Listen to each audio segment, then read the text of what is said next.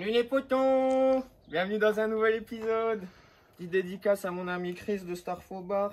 Pour ceux qui n'ont pas encore acheté leur petit truc, allez-y. C'est de la bombe, ça sent grave bon en plus. Bon, on va reparler aujourd'hui du break. On avait fait un premier épisode dans lequel je l'avais présenté le véhicule vite fait. Il était arrivé en panne, on avait trouvé pourquoi il était en panne. Bon, du coup, donc on l'a emmené au CT et sans grosse surprise, elle est sortie quasiment vierge. La seule chose qui est ressortie, c'était les pneus parce que je les avais pas encore reçus les neufs et les durites de carburant qui vont en amont et en aval du filtre à essence en fait. C'est des petites durites coudées qui valent 26 € pièce chez BM et les deux, elles étaient mangées par le temps quoi. Donc c'est les seuls trucs qui sont ressortis. Elle a aucun point de rouille, elle a rien. Donc je me suis occupé de remplacer ces durites. J'ai mis 4 pneus neufs. J'ai remplacé la pompe à essence, j'ai mis une Valbro 255 litres/heure parce que le but c'est de rouler à l'éthanol. Sachant que le moteur qui est dedans, il n'est pas en très grande forme, donc ça risque rien. Et on voulait faire des petits tests pour voir si ça acceptait l'éthanol sans bouger ou pas. J'ai commandé un régulateur de pression de carburant pour pouvoir passer la pression à 5 bars et pouvoir rouler à l'éthanol de manière plus... on va dire plus propre, mais c'est juste pour leurrer, enfin c'est pour enrichir le mélange en trichant un peu avec la pression de carburant. Bon, faut savoir que l'épisode, j'avais pas prévu de le tourner ici. À la base, je l'avais commencé au garage parce que je voulais vous montrer. En fait, je voulais pas me lancer dans les réparations, de changer les culbuteurs et tout, enfin les poussoirs pour le remettre en forme parce que j'ai eu une petite occasion pour un autre moteur, un moteur de 318 IS qui vient d'une E36.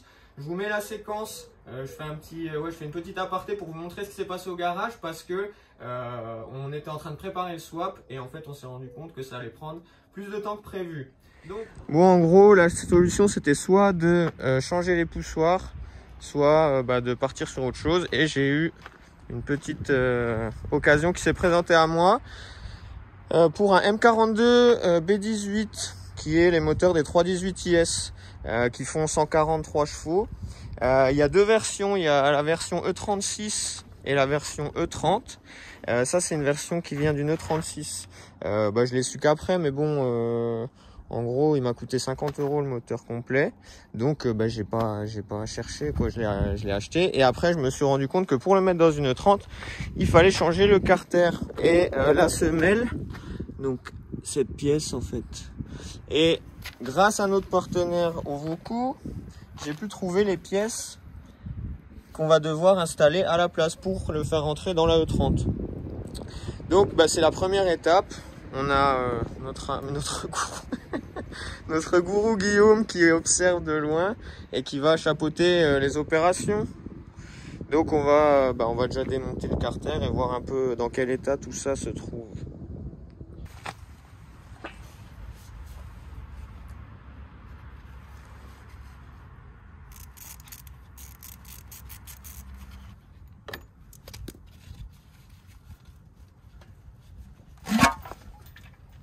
Où il en reste. C'est pas mal hein.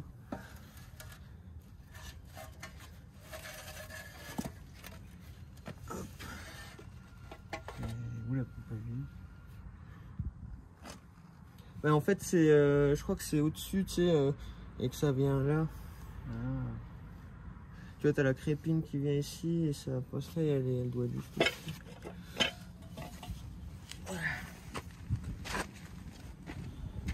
D'accord. Mais oui, c'est plus compact, c'est pratique.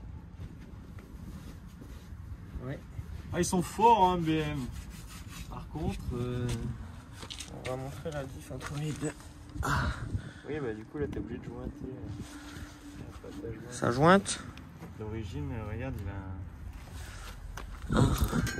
il a Et oui, je peux pas se reprendre, c'est pas le même.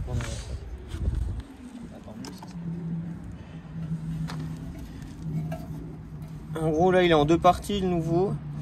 Mais normalement ça c'est le même plan de joint. Oui voilà. Oh. Je peux essayer de droite à gauche comme c'est une petite blague. Petite blague de mécano. Voilà donc ce plan de joint là est le même que celui-ci. en théorie. Et ça permet donc de passer d'une 36 à une 30. C'est un peu l'équivalent des Carter E34. Hein. T'as vu? Ouais. Excellent. Ça a déjà été démonté, ça. Il est arraché. Ouais. Bon, je connais pas l'état, hein. Ça se trouve, il tourne pas. Hein. Casser la plaque anti-barbotte. Il est bien. Pas de De toute façon. Le rayure on the fût. Et l'autre il me dit qu'il est mélangé. Bah, dans la jauge à huile, elle était vide, elle était sèche. Je vais aller lui vider ça et puis je vais prendre de quoi nettoyer. Ouais, et de la pâte à ouinge. Faut regarder que les vis correspondent, tu sais, en termes de longueur. Faut qu'on regarde ça. Bon, bah, changement de plan. On voulait juste changer le carter. Mais suite à la découverte de la plaque anti-barbotage qui a été cassée. Et par quoi? Par la cible PMH. C'est sur le vélo, ça permet, c'est ça qui te donne ton signal PMH. Et ben ça a pété. Donc ben il faut remplacer la cible qui est là. Et bah du coup faut enlever le vélo malheureusement. Donc ça alourdit directement la facture, rien que pour les joints et tout et la main d'œuvre. Mais bon, dans tous les cas on peut pas le monter comme ça. Donc on va faire autre chose. Hein. En attendant, faut que je vais tout nettoyer tout parce qu'il y a quelques petites modifs à faire quand même. Hein, c'est pas plug and play. Je suis pas encore au courant de tout, mais je potasse le sujet. Voilà, donc on va voir.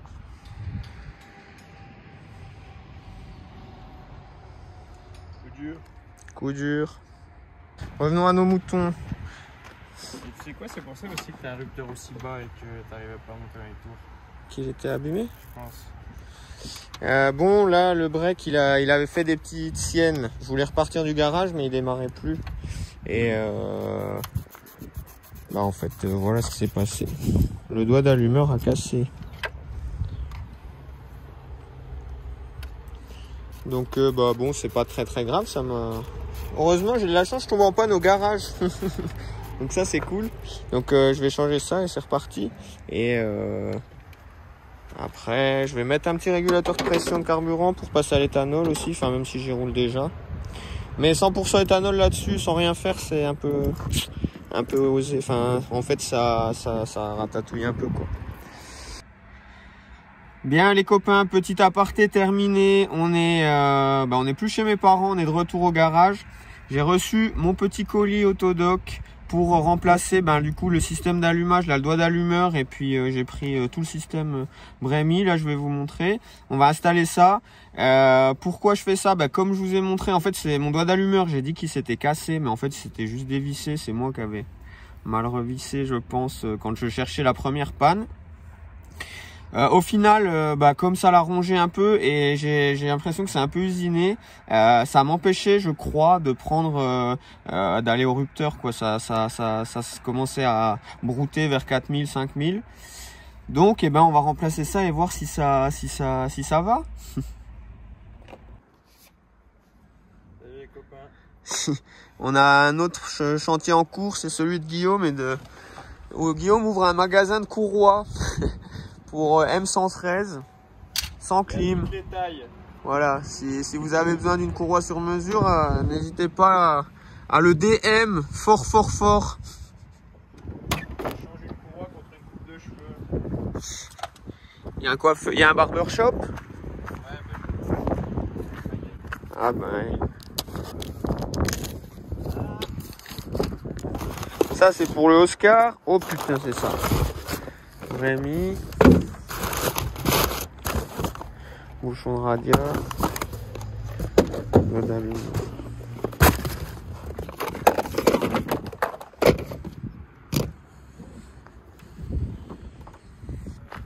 Pas compliqué. Hein. T'as 3 vis. Une là, une en dessous. Et après, on a juste, on va débrancher. Je les débrancherai après. Ça fait aussi 15 fois que je la fais et chaque fois je suis obligé de regarder sur internet le cheminement de la courroie. C'est tellement compliqué que ce longueur. Tu devrais prendre une photo. Oui, mais en fait, je cherche pour la photo. Ah, faut la mettre en favori.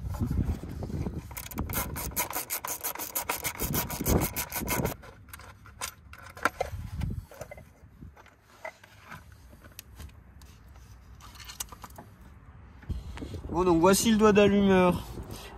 Voici la... Je sais pas comment on appelle ça. En gros, là, il y a des petites... c'est là où ça fait contact et on voit que ça a été un peu rongé. Et c'est tout ouais, usiné. Donc je me dis que ça doit moins faire le contact, arriver au régime. Donc on va tenter l'expérience. Hein. Je sais pas ce que ça coûte. Ça m'a coûté, je sais plus, bah si, 50 balles, le prix de mon moteur de 318S. Ne fais pas mal, Guillaume. Oui, je vais essayer. Oups.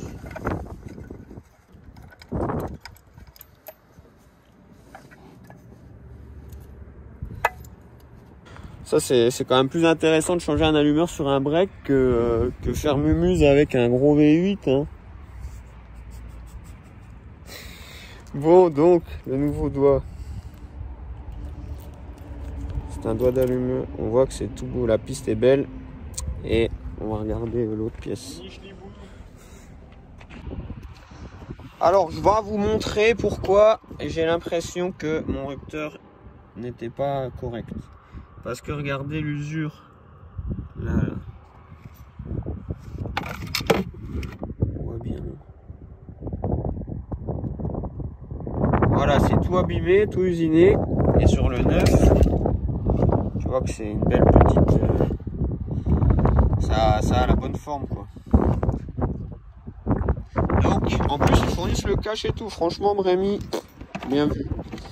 Tac, donc là, je débranche ça, je remets les autres. Hop, rien de compliqué. Au remontage. Tu peux pas te tromper, de toute façon, bah, y a un détrompeur, quoi. Les vis, elles peuvent aller qu'à un endroit. Et en plus, ils fournissent des nouvelles vis. Je me demande le peu.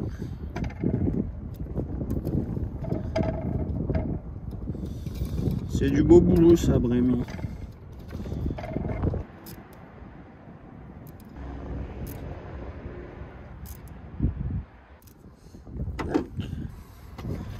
Voilà, donc tout est neuf et j'ai remis les nouveaux câbles.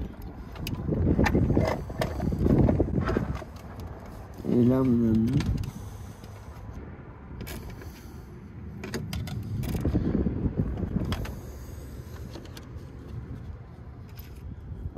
Donne.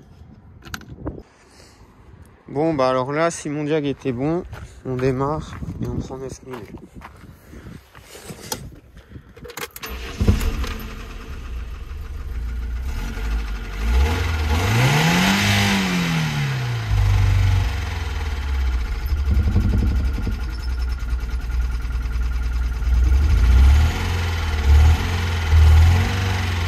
Je crois qu'il a pas kiffé.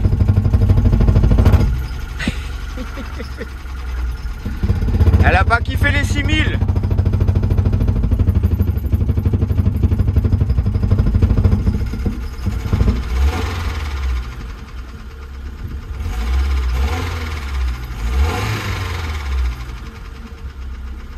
Elle a des petits trucs chelous des fois. Hein. Bah ça fait combien de temps qu'elle a pas pris 6000 tours aussi? Bon, ça, on a éteint le feu pour le rupteur. Maintenant, il faut quand même qu'on s'active sur le M42 B18. Et je vais m'occuper de lui démonter le vélo, de lui refaire un petit coup de propre avant, avant qu'on le balance dedans. Bon, il est urgent de le remettre d'aplomb parce que je sens que le break va nous faire faux bond dans peu de temps suite à la séquence que vous venez de voir. Bon, ce que je vais faire, c'est que je vais gentiment le désosser pour pouvoir accéder au vélo et à la cible PMH, quoi. Donc au début, on va le laisser dehors pour l'alléger au max et après on le rentrera à l'atelier.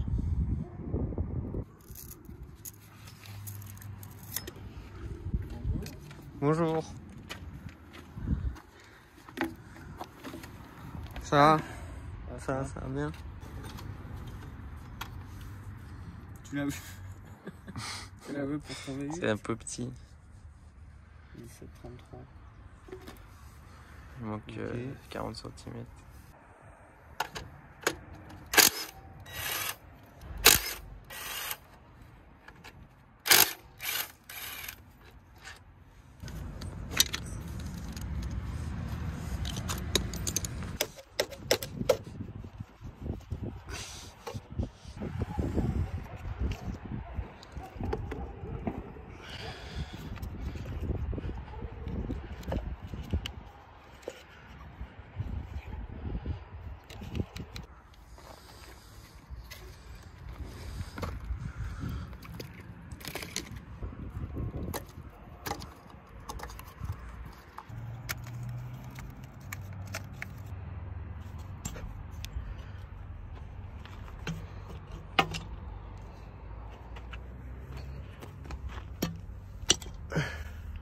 C'est pas mal fait, hein.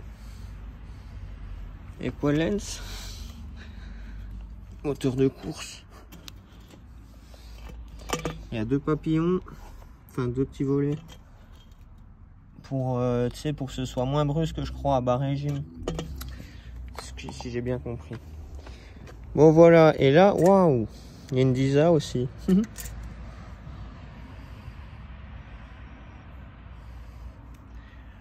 Finalement, c'est intéressant.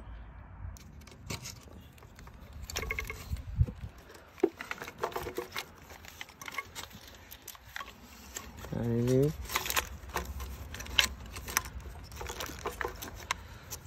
Tout le monde dehors.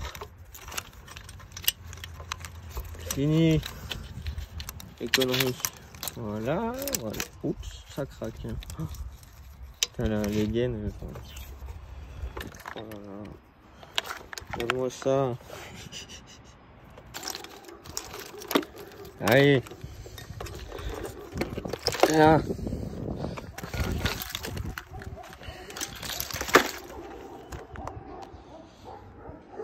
Joyeux bordel. Un jour, moi aussi, j'aurai la même voiture que mon patron. C'est une M3, oui, messieurs, dames. M3. La seule M3 qui n'a pas de problème de coussinet.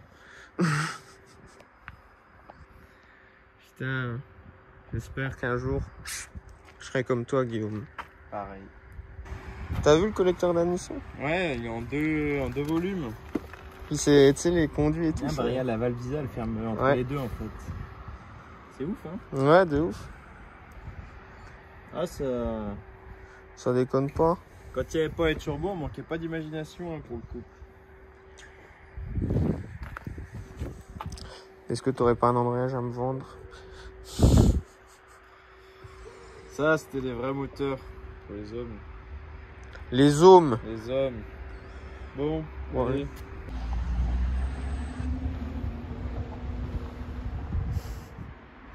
Ah, toujours les mêmes qui bossent, hein. Putain. Du coup, où en étais-je? Nous allons sortir maintenant ça. Si plus rien ne nous en empêche. Si, évidemment. Il y a ça qui vient de péter en retirant la durite. Fait chier. Mais bon. Ça fait partie du jeu.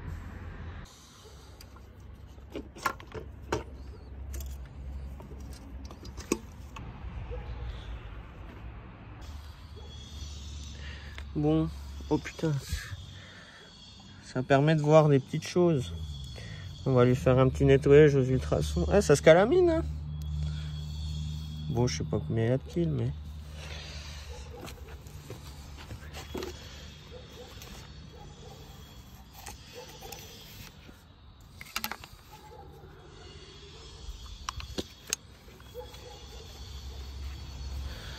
Bon, chouette bloc.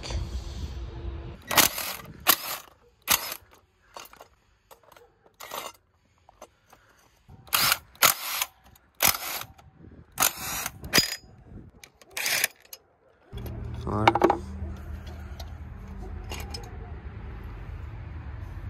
Ah, c'est grave drôle. Ah, en fait, c'est juste un... C'est un support, je me suis fait avoir. C'est le support alternateur. Il n'est pas lié au support filtre à huile, c'est drôle. On en apprend tous les jours. Hein.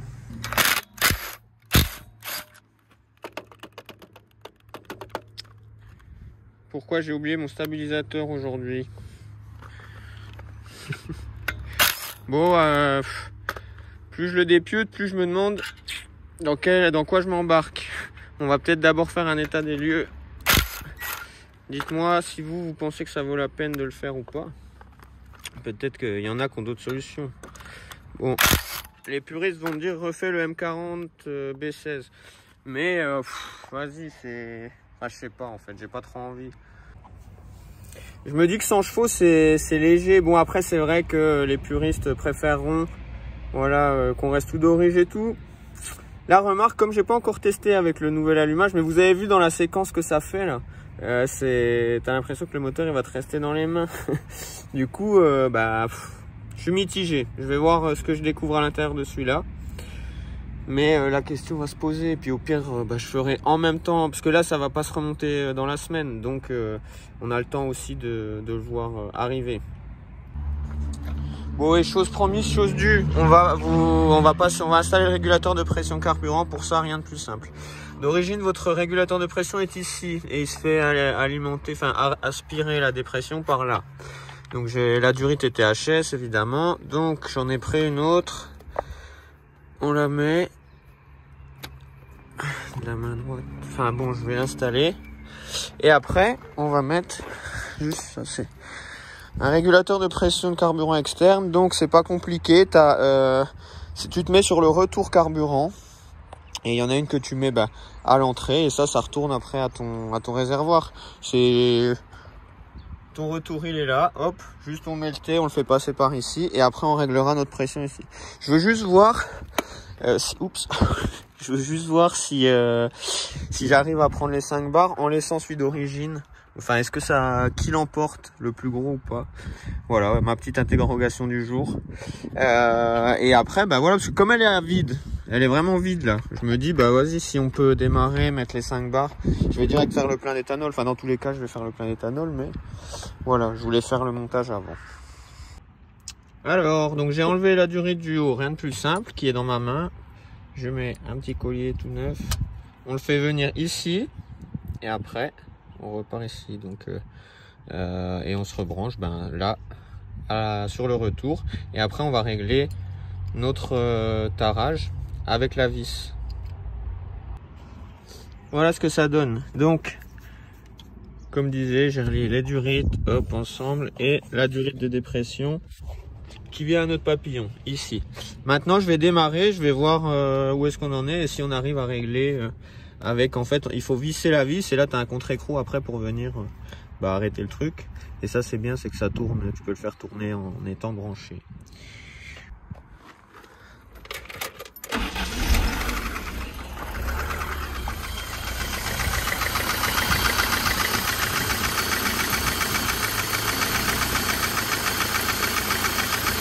Ça fonctionne. Bon, on va se mettre à 5 bars pour commencer. Après, j'y brancherai un AFR au cul pour vérifier la richesse. Mais voilà. Là, on est à 5 bars. Et comme là, il est vide, je vais aller lui mettre le plein d'éthanol. Moi, je vais rouler un peu. Enfin, je vous ai pas montré. J'ai pas fait de prise de vue. Désolé. Parce que c'est pas forcément intéressant. Mais en fait, du coup, comme j'ai roulé là 1 ou 2 mois avec à l'éthanol sans régulateur de pression, je sais comment elle se comporte. Et je vois que c'était un peu pauvre par endroit. Donc là, avec le régulateur, je vais pouvoir voir si ça améliore le comportement. Donc ok, je sais, c'est pas le bon... c'est pas la façon la plus noble de passer à l'éthanol, mais comme je vous ai expliqué, on s'en fout. Parce que comme vous avez vu qu'on a dépioté le bloc aussi, il va pas rester longtemps celui-là. C'est juste pour économiser un peu d'argent pour faire mes trajets, pour me rendre au travail tous les matins que je fais ça. C'est pour ça que je prends pas le temps en plus de le fixer, de l'installer correctement. Je m'en bats les couilles.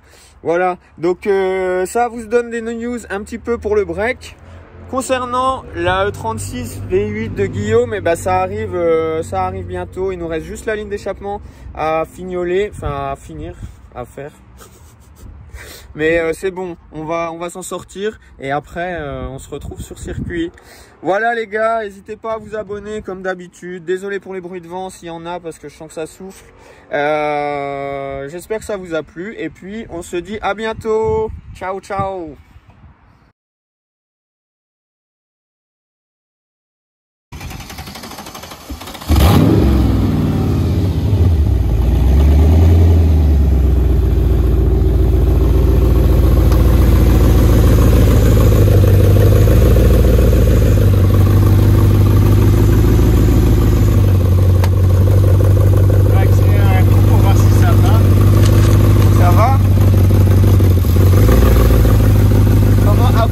De faire un swap.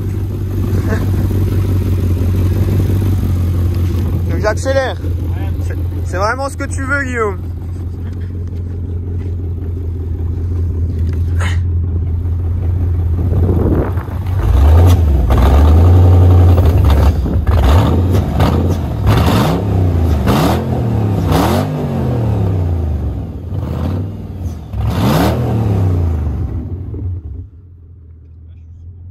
Il y a un bateau? C'est bon, ça, je vois le tourneur il travaille et tout, ça a l'air bien. Ah. T'as tout qui est branché là, j'ai l'impression qu'elle lag un peu. Ouais. Regarde la pédale. Tu dises les défauts.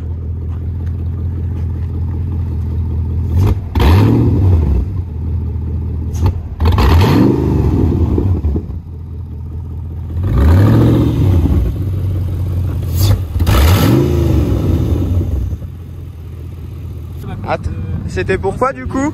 Je pense qu'elle s'est mise en défaut, tu sais, avec le bouton Merco, ça lance un démarrage tout seul, là c'est moi qui le force, donc en gros, ah ouais, comme démarrer direct, ça le faisait. Ok. On est là.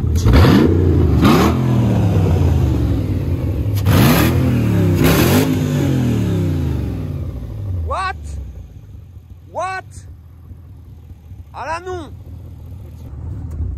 Ah là non, Mehmet! C'est aberrant, frère. Tu arrêtes avec ton moteur miteux, Guillaume. Elle a failli me faire peur. Je veux que même si elle ne roule pas, cette voiture soit parfaite. Oui. Bon, bah c'est bon, Gilles. Maintenant, je vais pouvoir faire des donuts sans souci de perdre mon DA. Un donut. Moi, je vais vraiment pas souvent me coiffer parce qu'à chaque fois qu'on filme, c'est le moment où il faut que je... Arrête, Guillaume, on filme tout le temps. Enfin, non, j'abuse. Moi aussi, il faut que j'aille chez le Duns. Bon, je me suis battu contre un rondin de bois. Il a gagné. Pas grave.